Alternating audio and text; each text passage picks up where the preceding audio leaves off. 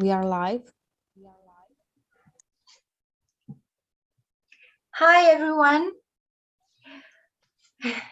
My name is Domnica Drumea and I work at Editura 3 Publishing House.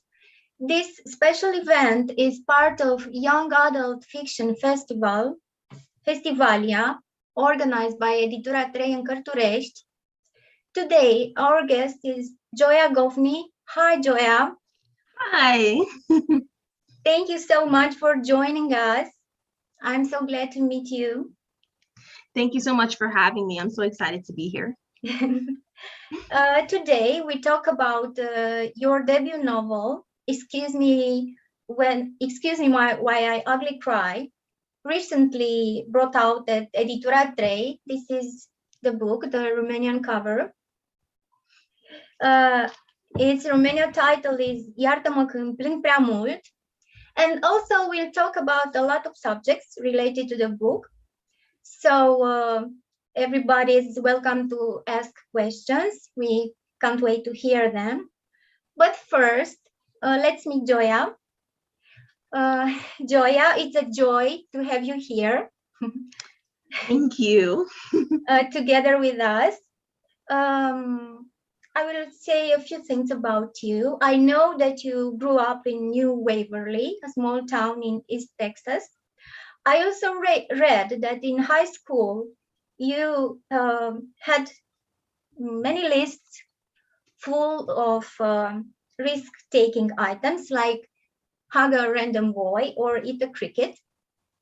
And I know that those lists inspired you for writing your debut novel, Excuse Me Why I Ugly Cry. So can you tell us a bit about yourself? It was my introduction, and then I want to hear you. Yes. Okay. Yeah, so I grew up in a tiny town in Texas, a conservative town, and I didn't really have a whole lot of books that featured characters that looked like me while I was growing up. So I'm extremely honored to be able to write a book like Excuse Me Why I Ugly Cry, where you know, the character looks like me and she experiences a lot of the things that I experienced while I was in high school. Yeah, that's how I came up with this whole book, based off of my experiences. That was one of the questions I intended to ask you. What inspired you to create this character of Queen? So your personal experience in high school. Yes, I mean, it's this book is based off of like a lot of my experiences. Like, first off, the whole list thing. When I was in high school, every year I would write a different list full of like challenges, like social challenges that I wanted to complete. And it was my senior year that I started to kind of take it a little more seriously. So my senior list had like find new friends, get my first kiss, and yeah, just like really like change my life, honestly. So that list really inspired this book, as well as this boy that I had known since like forever. We grew up together, and we were kind of enemies in high school. We hated each other. But I think a lot of that hate came from the fact that we were so similar. We grew up in similar ways. Like he was a black kid that our white friends would call Oreos, because they were like black on the outside, white on the inside. Yeah. So he could understand where I was coming from, and that's why I felt like I could trust him with my list. So I went to him and we started working on my list together. And then that summer we started dating, and we're still together now. It's been 10 years. Wow, great. So this is a real story, a real love story. Yeah. the story from in the book is real.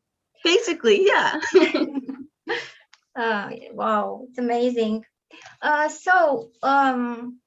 think I open the discussion. I'll ask you a first question until everybody else is ready to ask their questions. I wanted to discuss a bit about the vulnerability of Queen. One of the most interesting things about your novel is that way Queen shows her courage, being vulnerable. You know, it's very interesting to have so many fears and in the same time to have so much courage. I think it's a great life lesson what she does. You know, there is a saying: to be courageous is not having no fear, but confronting your fears. And I think that's exactly Queen does. She decides to confront her fears and doing the things that seem most terrifying. And so my question is, how did you create this character? What traits of her did you want to emphasize? And what do you think is Queen's greatest power? Okay. Quinn, when I first came up with Quinn, she was a lot different. She was kind of squirrely and really kind of unlikable. She morphed the more that I wrote this book. I guess I was a bit more real about what she was going through, and I was a bit more real with basing her off of my experiences. So the thing you said about courage, I think that when our back is against the wall, when we have nothing else going for us, that's when we fight our hardest. And I feel like that's what happens with Quinn. She kind of has no other choice. I mean, especially given the blackmail thing, she has no other choice but to face these fears, and she comes out better for it. What were your two other questions? Your last two questions? What do you think is Queen's greatest power? Her greatest power, I think, it's being honest with herself. Like in her journal, I mean, she may not be honest vocally with other people around her, but in her journal, she holds nothing back. She tells her deepest secrets. She is completely honest with herself. She knows, you know, her faults and you know, her weaknesses, and she writes those down. It's only when the journal goes missing and someone else reads it that she has to actually express this before other people. But I think her greatest power is being honest with herself. Okay, thank you very much. Andrea, do you want to put a question, or should I continue with mine? Oh, if you want to, you can keep asking yours. Okay. Yeah, I also have some questions, but it's all right. Yeah. Okay. Joya, I wanted to talk about the psychological dimension of your novel. I know that you have studies of psychology, and I think you explore the inner life of your characters in this novel. I think you pay attention to their fears, their vulnerabilities, their hopes, their uncertainties, and your interest in human nature is obvious in this novel. So I wanted to ask you, how do you see this relation between psychology and literature? And what do you feel for your characters? How do you look at them? With sympathy, with hope, with, I don't know. Yeah. I studied psychology and I loved it. I think the biggest influence psychology had on me writing this book is Black psychology, Black social psychology. There's like this model that I studied in college that kind of lays out the formation of Black identity, and I kind of used that with Quinn. When we meet Quinn, she hasn't quite grown into her Black identity. She's she encountered this racist like thing with her friends, and it kind of woke her up to, you know, to realize that these friends may not be so great, and the fact that they call her an Oreo isn't actually a good thing. So we meet her when she's realizing this, and throughout this entire book, she's kind of growing into herself and learning how to love her Black self. And that's how I used my psychology mostly for this book, is knowing how Black identity forms over time, and how these encounters kind of influences that. But in general, I guess I like to analyze my characters, what makes them tick, like what's their motivations, and what's holding them back, and what's their biggest fears. And that's how I write them, using psychology. Thank you very much.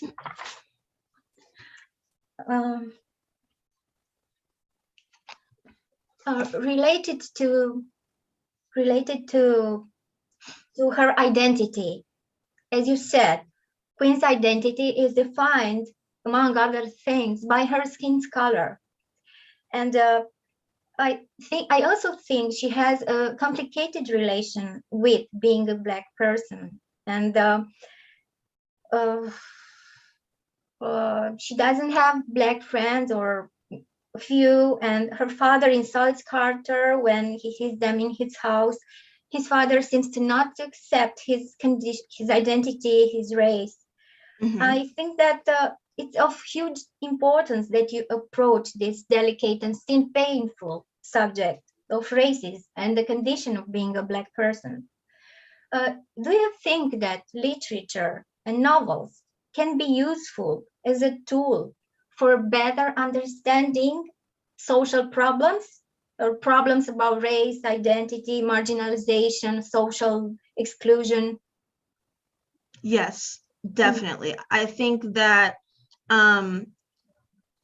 particularly fiction, when you're forced to see the world from this character's point of view, and especially when the character is written by someone who has experienced this.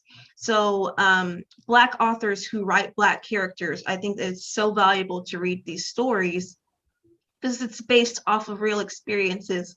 And when readers are able to basically experience it themselves, I think that they're cultivating empathy for these experiences and for these people. I think it's so important to read from different points of view, from, you know, LGBTQ stories and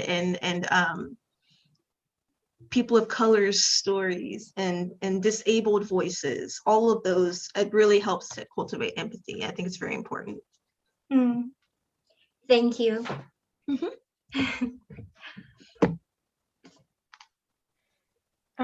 Sorry, I also have a question.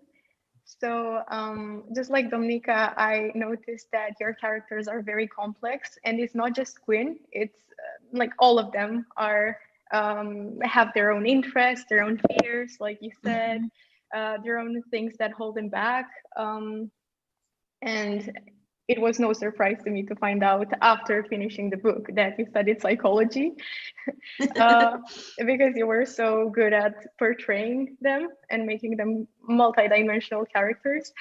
Thank you. And I understood that Quinn is very inspired by your own experiences. But if you were to choose another character that you relate to a lot, who would that be from the book? I think Carter.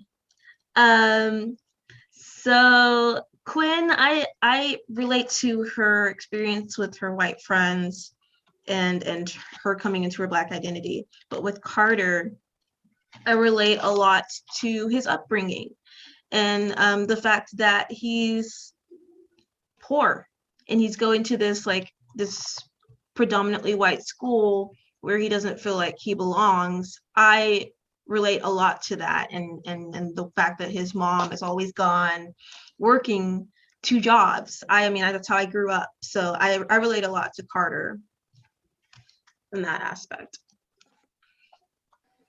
Thank you.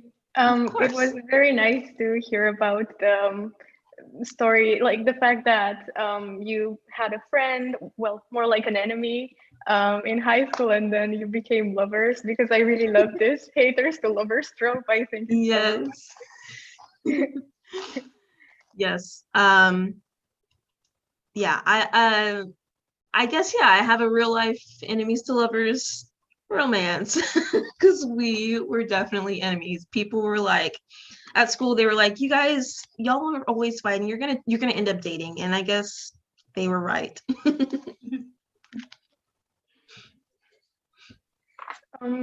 Yeah, also about the title, because for me, the reason why I picked up the book in the first place was because I read the title and I felt instantly drawn to it.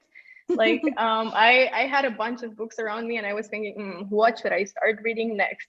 And then I read it, and there was something about it that was so sincere. Usually in real life, I feel like people try to hide their sensitivity a lot. They try to pose so everyone thinks they are cool and they have the perfect lives. Yeah. Yeah, how did you find the motivation to come up with it in the first place, and to be so honest about this feeling? I guess while I was writing this book, I cried a lot. I was crying a lot during that time period. And so Quinn had a list called Days I've Ugly Cried. And she just logs every time that she just pours. And that's actually what I titled the book, was Days I've Ugly Cried.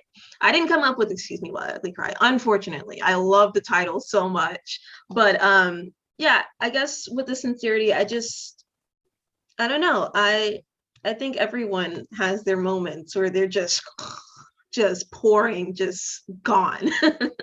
So I don't know.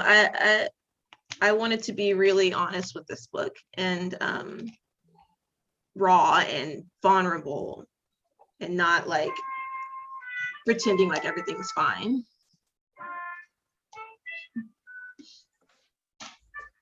Okay. Thank you. I think that's lovely. I think that's lovely and inspiring, and we need so much more of that in our lives. And yeah, that, like, coming to terms with our feelings can help us keep going. So thank you so much for this. Of course, thank you.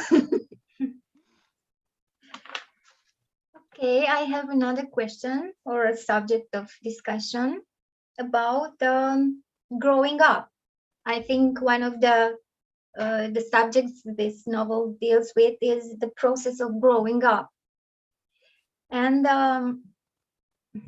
Queen has to admit to her parents that she lied about being accepted at Columbia, has to admit to her friends the real reason for her distant behavior, has to admit to Olivia that she took part in that smearing campaign against her. So I wonder, what means to grow up for you? This process, what it is about?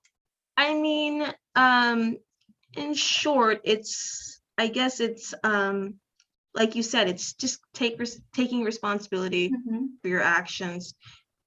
Growing up means to become independent, to not expect other people to what is the word? To take care of you, not expecting other people to like go easy on you. It's about getting out into the real world and accepting consequences for your actions. And that's basically all that Quinn is doing this whole story is taking responsibility for her actions and the fact that she's been lying to everyone about everything, and she has to be honest with everyone and honest with herself, and yeah, I guess. Okay, thank you.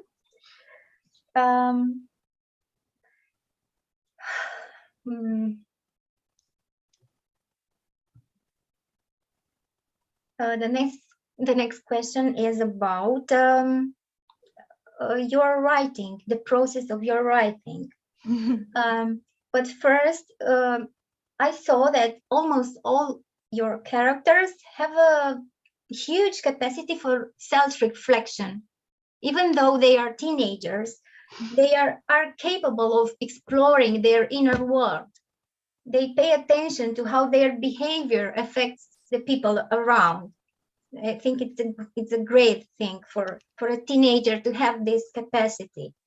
And I wonder, what is your magic trick? How did you imagine so many different voices, different and authentic voices? How do you handle with all the characters and creating authentic voices?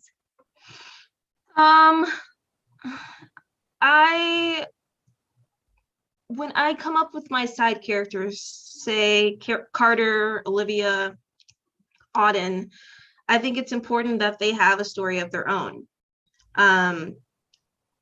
Actually, with Olivia and Auden, while I was writing Ugly Cry, I kind of veered off and started writing like backstory for those two and like a tiny little romance, just so that I could get a sense of who they are and how they communicate. So I guess that's my trick, is just to write scenes. They don't even have to end up in the book. It's just to write scenes between these characters to see how they work, how the dynamic works between all of them.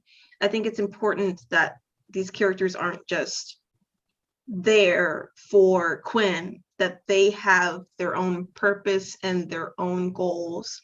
And we're just kind of looking at Quinn's point of view, but they also are people and have their own backgrounds. Yeah, so that, I guess, yeah, I just write scenes, random scenes, you know, and see how they would react. Related to this, did you have a plan, or how do you work? Do you have a plan for your novel, or you let the characters action do their way? Mostly the second one. I mean, my process is really messy. I'm trying to figure it out, but what I'll do is I have an idea. So with Ugly Cry, I thought it'd be cool if there's this girl who writes lists about everything, and she loses her journal, and I kind of start with that idea, and I just write and try to figure out who this character is.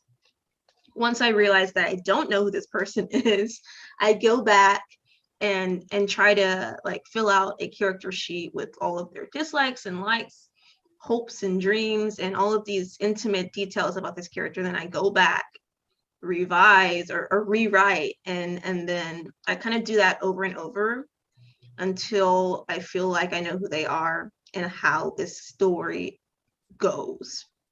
Sometimes I try to sketch out scenes and plot lines, but mostly I just go for it and see what happens. But it's interesting because you move so naturally from one character to another, from a boy to a girl, and it sounds very authentic to Carter. It's very authentic, and I admire this talent of yours to write so convincingly. Thank you so much, because it doesn't feel like I know what I'm doing. Okay, thank you.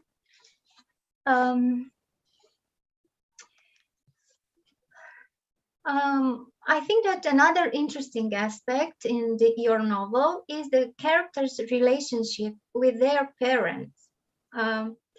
it's a tough subject and a delicate one. Queen's relationship with her parents is rather problematic, I think. I think she takes too much responsibility for their complicated relationship. And she's always on guard. And she hides important things from them. Mm-hmm.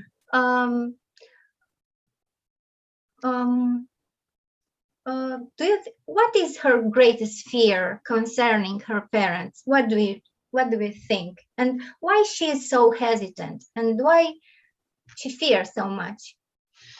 I think her greatest fear in regards to her parents is being the cause of them breaking up. Mm. I mean, she feels like their relationship is a ticking time bomb, like, and she doesn't want the fact that she didn't get into Columbia to be the reason they don't try anymore. So she holds this in and hopes that they can find a reason to be together, despite the fact that she's not going to their alma mater. Yeah, that it's so toxic. Like, it's not her responsibility, you know, and it's not her fault if they break up. It's just life. Yeah. And another complex relationship is between Olivia and her mother. I noticed this type of relationships, teenagers and their parents are, even if Olivia is in a single parent family, her relationship with her mother is rather balanced and harmonious and smooth. And on the other hand, Odin is rather ashamed with his mother. And she's just trying to be nice with her friends, with his friends. And I didn't quite understand his behavior. So I think your book illustrates different types of relationships between parents and children. So why do you think Odin behaves that way with his mother? And why do you think that some relationships between teenager and their parents are more tense and others are more smooth, more open? I think that Auden behaves that way because his mom is always there. She's on top of him 24/7, and he doesn't feel like he can breathe or think for himself. And she treats him like he's like tiny, like a 7-year-old or something, and he's trying really hard to, you know, to grow up and be independent, and he's about to go to college, but she treats him like a baby. I think he resents that, and I guess it doesn't help the fact that his father died, so he's just trying to find a way to get some space. You know, I think that's all teenagers, honestly, with their parents, just trying to find room for themselves to grow. And your second part of the question, why do you think these relationships are so different in families? Are more tense and the others are smooth and open. What's the secret, or is there a secret? Or I think a lot of it is up to the parents and how much they're willing to share with their children, how much they're willing to share about themselves, and how honest they're willing to be about how together they have it.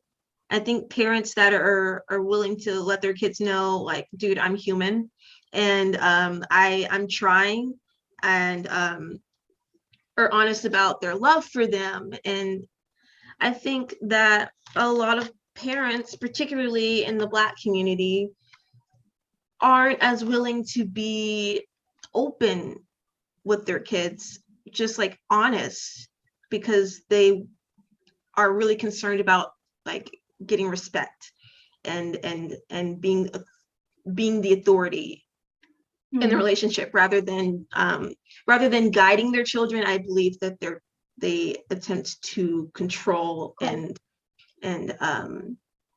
yeah, I think that can be a little toxic. And if parents are more willing to let their kids make their own decisions, relationship would be a lot better. Yeah. Okay. Yeah. Thank you. Sorry, I have a question going back a little bit to the writing process. You said that sometimes in order to better define a character for yourself, you write short stories about them, you branch out basically. Mm-hmm. So wow, you seem very dedicated to like fully creating some characters, defining them very well so that they are different, unique in a way, different from any other character that you've created. What keeps you motivated in this act of putting so much effort into it? Because it's quite a lot, I assume. Yeah, I think it's when I reread my stories, there's a difference between like my early versions and the stuff that gets published. It's like I don't want it to sound flat. I want it to flow, and I want the voices to sound authentic and to sound consistent. So I think a way to get consistent voices from your characters is, to know them, and by writing these just spin-offs, it really helps me to get to know how they talk with each other, the words that they typically use, and the tone they take. I guess I stay motivated because I just want all of my books to be good, and I want them to make me feel like I did my best. And when I don't feel that way about my stories, I freak out, and I'm like, God, this is, I just can't. Like right now, I'm trying to write a book and it's just not going well. But it's just, I don't know. I want to have quality stories out there, and I can't do that if I don't know my characters. Around how long did it take you to write this book? Ugly Cry in total, I would say it took me about a year and a half. Yeah, a lot of that was sending it out to beta readers, getting their opinions, rewriting before I actually started querying with agents. But in total, I would say about a year and a half. Not including once I had to start editing with an editor, once it got bought. So with that, maybe 2 to 3 years. Wow, I see. That's a long time. And then you also said something that I fully agree with, and that is that representation in books and stories in general matters a lot, especially when it comes from authentic experiences. Who inspires you? What are other writers that inspire you? Yeah. I think my biggest inspirations are Nicola Yoon. She has a way with words and with romance. She is a very poetic and deep way of writing that I strive for. Angie Thomas, I love how relatable and hilarious her writing is, and I strive for that. There's also a writer, Christina Forrest. She writes a lot of Black romance, and it's super sweet and full of joy, and I strive for that as well. Those are my biggest influences in my writing. Oh, what are your favorite book genres? Because you mentioned romances, so. YA contemporary, romance definitely. I honestly, I stick to romance a lot. But if I had to venture off, I would say, fantasy. I haven't read a lot of fantasy recently, but I used to love it. And thrillers, but I mostly stick to romance. Do you have a ritual of writing? Do you write in the morning, the evening? Do you listen to music, have coffee, tea, or something special? So typically, I get up early in the morning, I make coffee, I light a candle, have some dim lighting in my little office with my coffee, and I definitely listen to music. It's a must for me. When I'm writing, I like to listen to music that I feel like influences the scene or like goes with the scene that I'm writing. But if I'm having to like reread something, I typically have to go with music that doesn't have any vocals because it gets distracting. But writing, I love vocals. You mentioned Angie Thomas. It's also our favorite author. Our publishing house has published two of her novels, and the third one is on the way. I like her very much too. Me too. Yes, I love her. She's great. She's great. Yeah. I'd like to ask you, when did you start writing? And how did you discover the pleasure of writing related to your ritual of writing?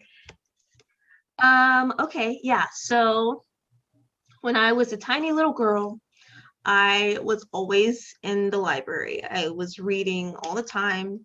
I always had a book with me. That continued throughout middle school and high school. I would say about middle school is when even earlier than that, I would write stories.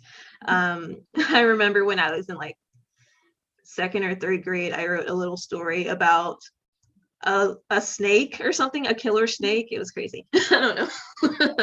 But I've always written the stories and like fan fiction. I think I wrote a Twilight fan fiction when I was in junior high. And high school, I would write a little bit more personal stories. But once I got to college, that all stopped. I had no time to read or write for personal, for fun. But after I graduated and I got my first job, I needed an escape. I needed those books again. And I started reading and I started writing. Not too long after writing my first little book that I tried to query and got rejected on, I wrote Ugly Cry. But yeah, when I was working, writing was like, it was sacred to me. Getting up in the morning and having my coffee and my candles and my music, it was a sacred time for me, because after that I'd have to go to work and give my time to these people that I didn't care for, and writing was just my happy place. Thank you so much. I think that the writer must be in the first place a reader, a voracious reader, like you. Yes. I think it's impossible to write if you don't read a lot. Exactly. So why do you think reading is important? What do we gain from it? Why is it important to read? For teenagers, for children, for everybody? I think in general, reading is a good escape. It's a good way to experience new things, especially if you don't have access to experience these things. Like if you don't have the money to do something, it's great to read a book where you can, go do these things in your mind. But also in terms of being a writer, reading is so important. When you read, you figure out what it is that writers are doing that you love, and when you're reading, you figure out what's what's on the market, what do people like right now. And it really strengthens your writing when you're reading lots of books, because you're picking up on the skill. You're picking up on these little tricks that writers do, and you're making your writer a whole lot better. I totally in my agree. opinion. You inspire your inspiration, you know. Exactly.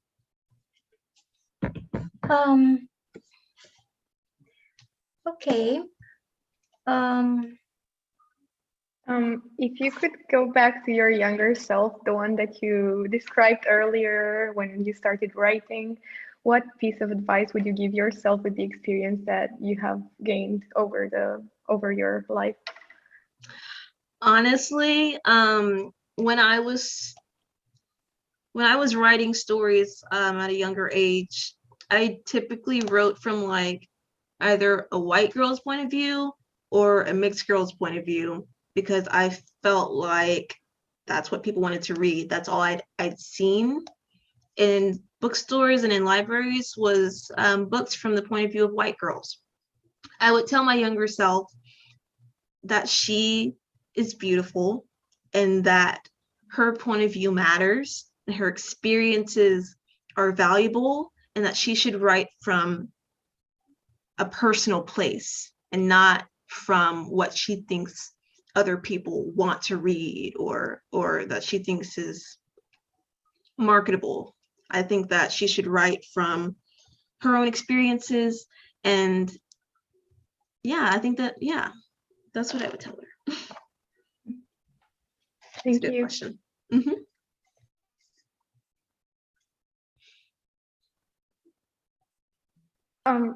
Also, given that you studied psychology, you're probably familiar that typically in psychology, writing down your thoughts in a journal is viewed as therapeutic. Like you are told, if you have something on your chest, it's better to let it out, either by talking to a friend or by writing it down.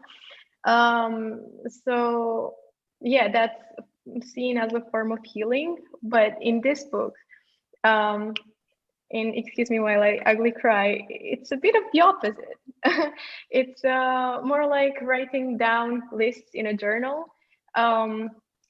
prevents Queen from achieving her goals. She writes them down in there so that she doesn't have to do them in real life. Yes.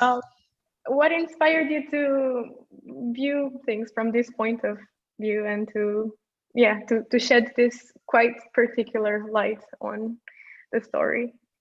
I think when I first started writing this, I had in mind that writing things down is therapeutic, and that's kind of where I was coming from with her having this journal. But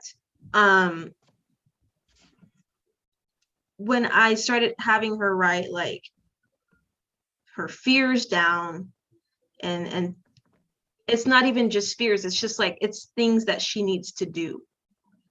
Sometimes we write these to-do lists, but never really get around to doing it. And I guess, I started out with the idea that writing things down is therapeutic, and that's always been true for me. I've always journaled and sometimes wrote lists, but when I was a young girl, sometimes I would write really toxic, really painful lists, like the whole days I've ugly cried list. I kind of had a list like that where I'd write down all the days that I cried, or I'd write these lists of adjectives that I thought described myself, and they were all negative. And it's like keeping that kind of list is terrible. You're just kind of solidifying solidifying this idea that you are whatever, you are X. I think that's kind of what inspired the whole list of fears, and it being a way that it holding her back. I think that's how that got inspired. It was those terrible lists I used to write. You're so negative. Thank you so much. Do you have like, you say that you journal, do you have like notebooks that you wrote when you were in high school, let's say, or when you got drunk for the first time? This is the only example I have, because it's really funny in the book, like the way that you describe it. I think you're describing it as walking through wet cement. And I've never thought about it, but when I read it, I was like, yeah, this is exactly it. But I've been through it so many times that at some point I even stopped asking myself, what does this feel like? Yeah. It was so relatable. Yeah. Like, did you keep your thoughts from back then and then incorporate them into your book from now, or were you just inspired now to make that metaphor in a way? I no, yeah. Whenever I wrote that scene, I did in fact drink a few beers, and I was like, what does this feel like? But yeah, when I was in high school, or even before that, I had a ton of journals. I kept all of my stuff separated. I had a journal for song lyrics, a journal for poems, a journal for daily logs or whatever, a journal that I would share with my friends. I kept it all separated. I had several journals on me at all times. So yes, a lot of that did inspire this book. I see. Thank you so much. Well, yeah, you've definitely done a very good job. And you know, the authenticity that I was talking about earlier is very visible in these tiny descriptions that you make. Like, okay, they might not seem like very complex to people. They are not the most serious ones, but you talk about real life experiences in such a realistic way. Thank you. Speaking of lists, unfortunately, we are near the end of this discussion. But in the end, I'd like to ask you, Joya, speaking of lists, tell us, make a list with the first three resolutions you have for this year. Or what do you want to do most? Okay. This year, I would like to start eating healthier, as well as keeping a consistent exercise schedule. That's one. Two, I would like to pack up my stuff and move. I would like to move closer to home so I can be near my family. And three,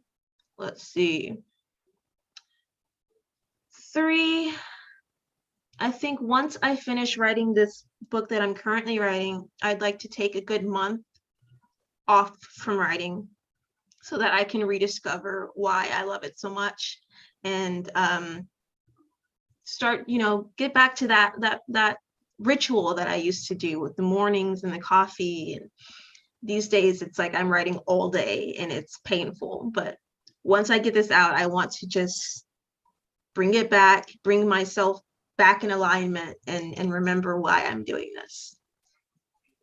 Okay, thank you so much. I should put those things on my list too, Yes. So I have a few questions as well. So you've mentioned that you would like to start eating healthier.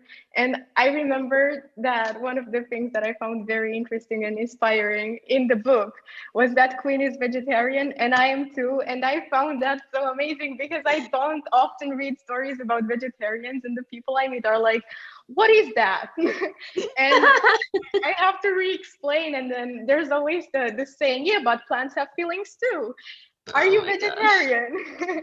I'm not vegetarian. My sister's she's not vegetarian, she's pescatarian, but she was vegetarian for a long time.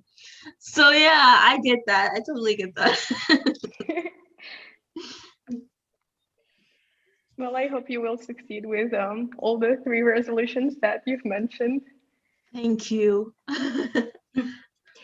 Okay, thank you very much, Joya. It was a very, very pleasant meeting.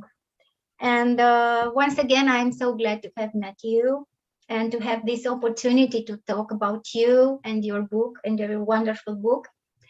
So thank you again and have a wonderful day. And Thank you both so much. It's been great talking to you and answering your questions. I'm so honored to be here with you guys, and yeah, I hope you guys have an awesome day and enjoy the rest of the festival. Thank you so much. Thank you, Andrea. Thank you. Thank you. Okay, have a wonderful day.